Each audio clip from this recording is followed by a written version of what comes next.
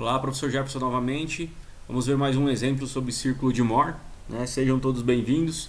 Nesse exemplo a gente tem aqui uma carga de torção T, né, que produz no eixo um estado de tensão, como é mostrado aqui. Então, como a gente tem basicamente o carregamento de torção, a gente vai ter apenas uma condição de cisalhamento, da forma como foi mostrada aqui nesse estado de tensão inicial.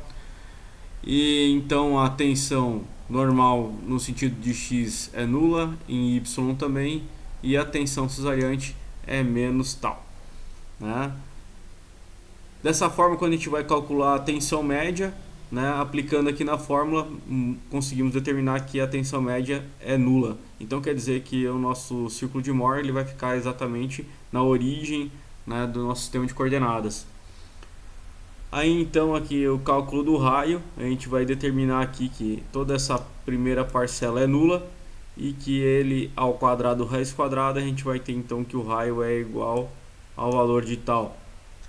Com isso a gente consegue já determinar então o nosso círculo de Mohr, né? Que então ele vai estar com o centro na origem, né? E tem o raio de tal, então aqui a magnitude vai ser tal, né? Então o valor da tensão cisalhante inicial lá que a gente conhece, aqui também, e o valor da tensão cisalhante máxima do plano vai ser exatamente também esse ponto que está sendo mostrado, né?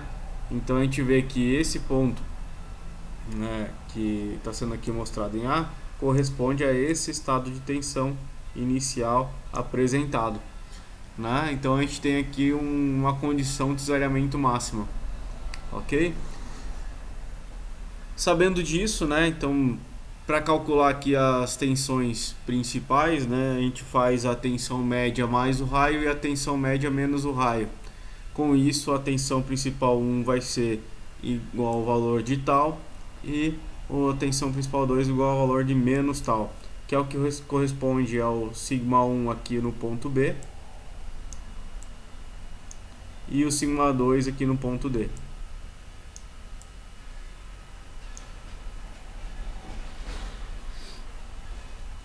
E ela vai estar orientada exatamente a 45 graus.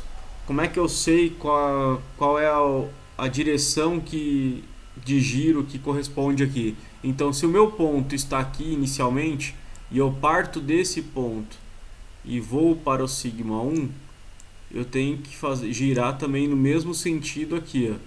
Então é como se o eixo x estivesse orientado aqui, ó. Certo? E o meu eixo x' vai ir para esse ponto aqui. Então saio de x e ando aqui no sentido horário, né? No círculo de Mohr eu andei 90 graus. Se eu andei 90 graus lá, aqui eu ando 45 graus. Nesse sentido de giro. Então o sigma 1 está nesse sentido aqui. Do eixo x', como eu mostrei aqui no círculo de Mohr, e agora no plano aqui, no que seria, né, na peça, né? Então é o mesmo ponto aqui, só que girado. Então a gente pensa aqui que nesse ponto aqui, né, inicialmente a gente tinha esse estado de tensão, né? Se a gente determinasse qual era o estado de tensão agora a 45 graus desse inicial, né, que foi coletado, então seria com essa característica aqui. Veja que, né, o sigma 1 ele está em um estado de tração, porque ele é positivo.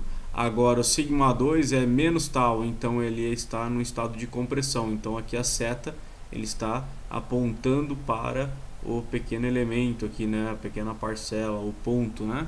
Ok? Bom, sem mais para apresentar, eu fico à disposição. Até a próxima.